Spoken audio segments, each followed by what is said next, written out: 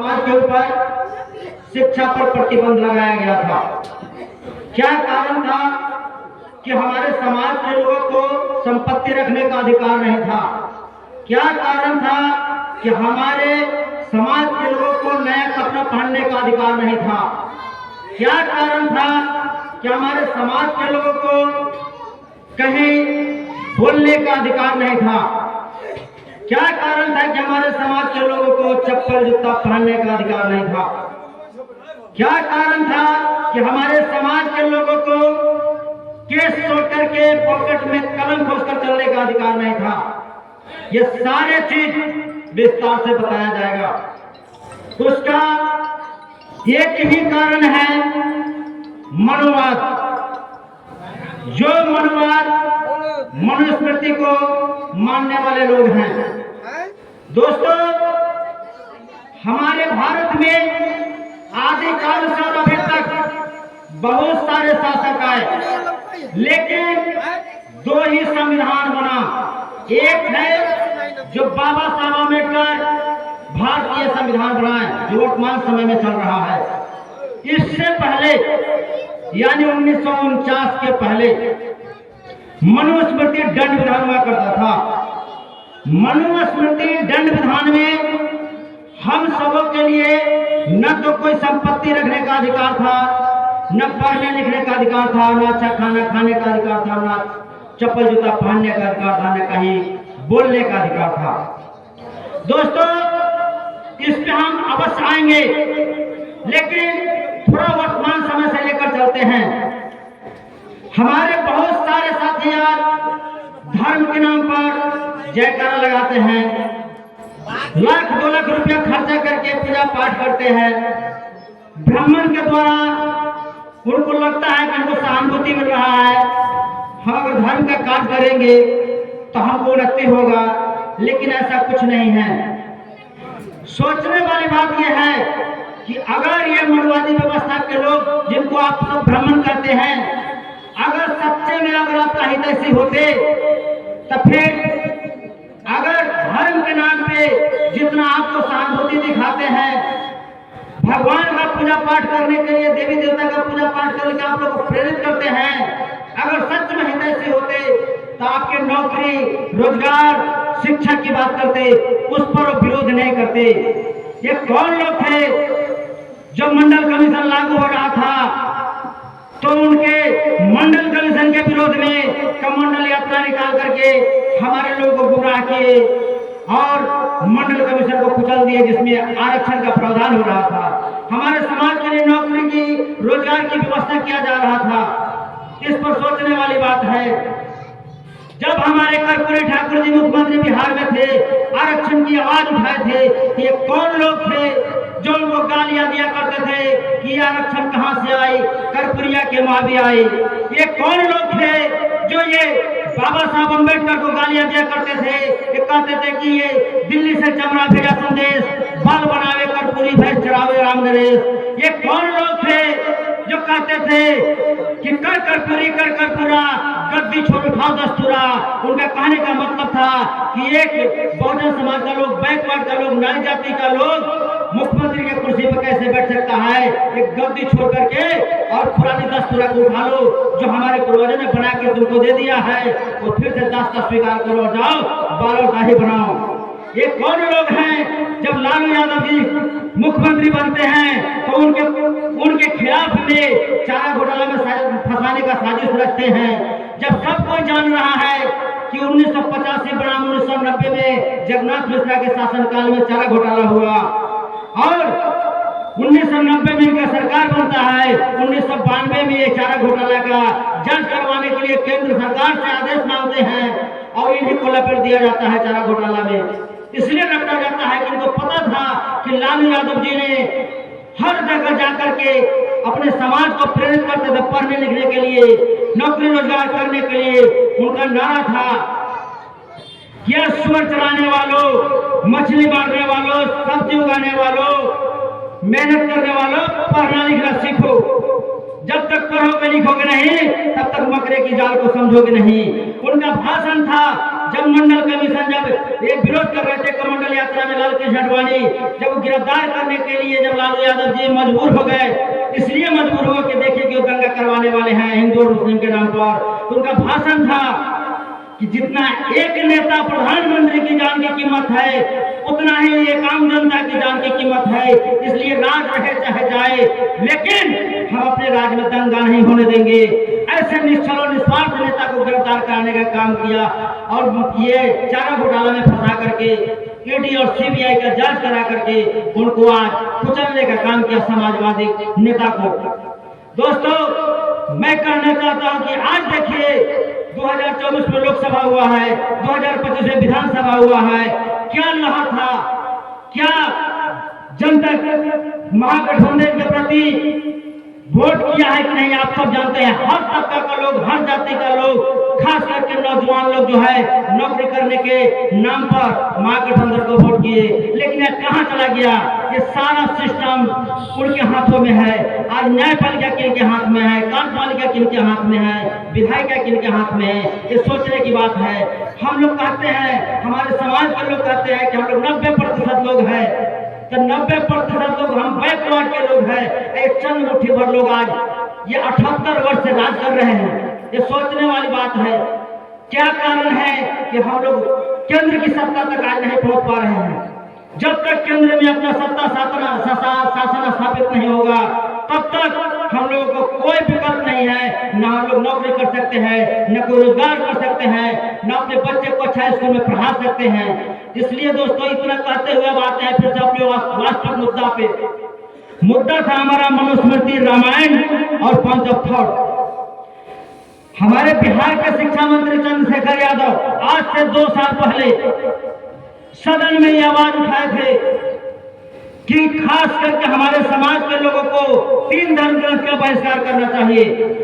सबसे पहला मनुस्मृति, दूसरा रामायण और तीसरा पंच ऑफ थॉट, जो समाज में असामाजिक बात करता है, असमानता को फैलाता है। ये कौन लोग थे जो हमारे शिक्षा मंत्री चंद्रशेखर यादव को जीव काटने का 5 करोड़ का इनाम रखे थे? स्वामी प्रसाद मौर्य का गर्दन काटने के लिए 10 लाख का इनाम रखे थे। ये सब विचार करने वाली बात है। दोस्तों मैं बताना चाहता हूं, ये लोग कभी नहीं चाहते कि जितने भी 90% बैकवर्ड के लोग हैं ये कभी तरक्की करे, ये नौकरी करे, ये रोजगार करे, ये विधायक बने, ये सुप्रीम कोर्ट और हाई कोर्ट, लोअर कोर्ट में जज बने, वकील बने, कभी नहीं चाहते हैं। सिर्फ और सिर्फ यही चाहते हैं कि ये लोग सिर्फ पूजा और पाठ में फंसे रहे, देवी देवता के नाम पे ये लोग कार्य करते रहे और हम लोग अपना धंधा चलाते रहे। दोस्तों अब बताते हैं कि रामायण में क्या है। बहुत सारे लोग यहाँ होंगे जो बड़ी खुशी से कोई मन्नत मांगे होंगे कि ये कार्य हमारा पूरा हो जाएगा, हम अठजाम करेंगे, लेकिन उनको ये नहीं पता कि रामायण में क्या लिखा गया है। रामायण में कितनी हम लोग के लिए अपमानजनक टिप्पणियां लिखा गया, अपमानजनक शब्दों का प्रयोग है। दोस्तों रामायण में लिखा गया है, तुलसीदास जी के द्वारा लिखा गया है। हम लोग किसी का विरोध नहीं करते, लेकिन जो लिखा गया है वही बताते हैं तो मनवादियों को मिर्ची लग जाता है। वो लोग हम लोग को जैसे लोगों का जीव काटने का, गर्दन काटने का इनाम रखते हैं। मैं पूछना चाहता हूं कि जब वो लोग लिख रहे थे तब हमारे समाज को मिर्ची नहीं लग रहा था। जब वो लोग खुद हमारे समाज को संस्कृत भाषा में पढ़ करके वही चीज सुनाते हैं, समझाते हैं, तब हमारे समाज को मिर्ची नहीं लगता है। और वही चीज जब हम लोग हिंदी में बोलते हैं तो उनको मिर्ची क्यों लगता है?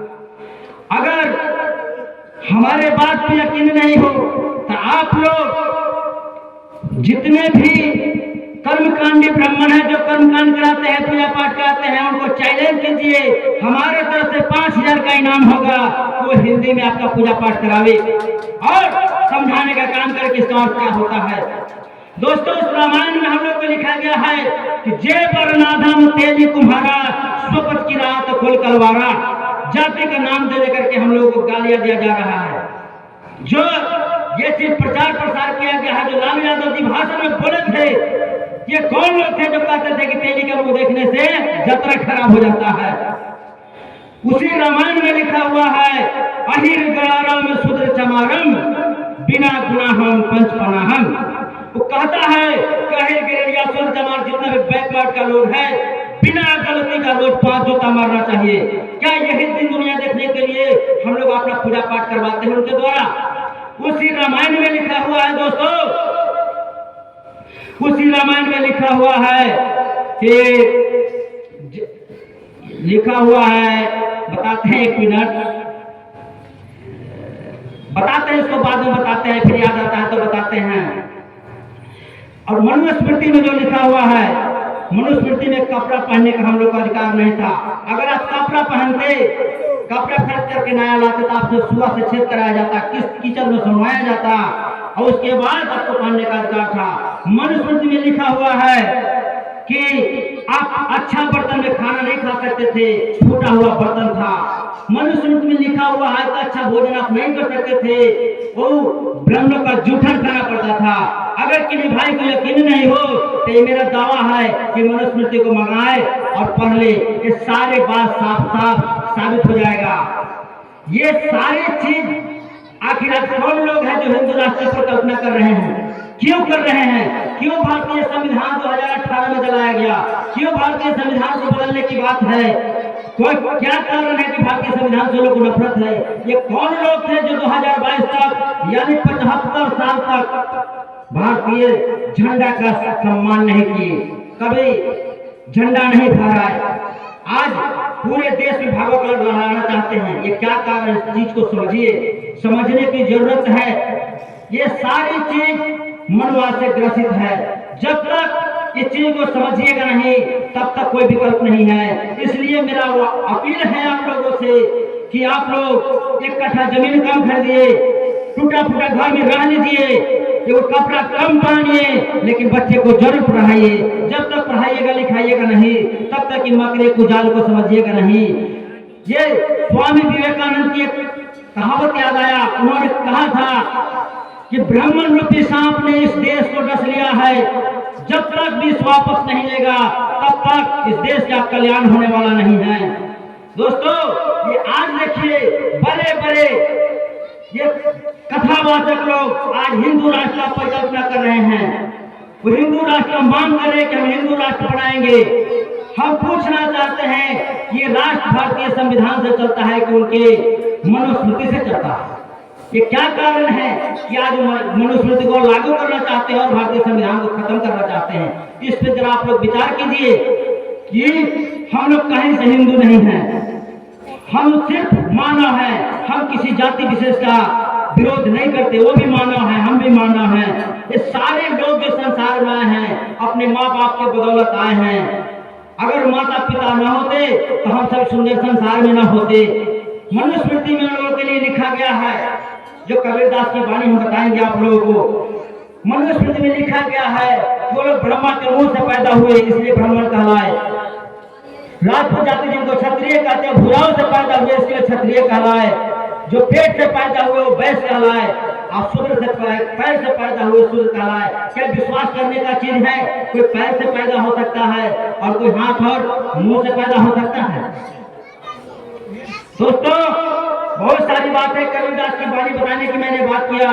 कबीरदास जी कहते हैं उस जमाने में लड़ रहे थे मनवाद से और पूछते थे कि तुम कत ब्राह्मण हम कत शूद्र, हम कत लोहू तुम कत दूध।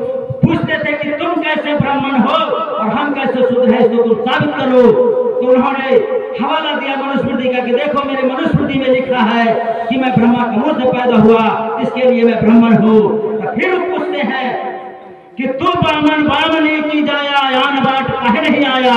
कहने का अर्थ था कि अगर तुम ब्राह्मण का जाया है यानी ब्राह्मण से तो पैदा हुए हो, जन्म लिए हो, तब तुम दूसरे रास्ते से क्यों नहीं आए? क्योंकि मनुस्मृति का दूसरा रास्ता बता रहा है। जिस रास्ता से हम पैदा हुए उसी रास्ता से तुम कैसे पैदा हो गए? दोस्तों ये सारी बात समझने की है।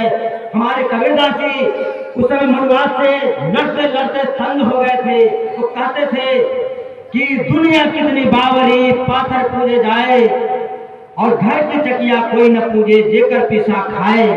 फिर कहते हैं कि पाथर पूजे हरि मिले तो मैं पूजू पहाड़, और पाथर पूजे हरि मिले तो मैं पूजू पहाड़, या से तो चाकी भरी जाको पीस का संसार। उनका कहने का अर्थ है कि इससे अच्छा तो घर की चक्की है जिसे पीस करके आटा पिसान लोग खाते हैं, उसको पूजा करना चाहिए। ऊपर से आदेश हो रहा है कि बहुत सारे लोग हैं, ऐसे सारी चीज को बताना था, लेकिन समय के अभाव के कारण नहीं बता पा रहे हैं। फिर कभी समय मिलेगा आप लोगों के बीच अपना बात को रखेंगे।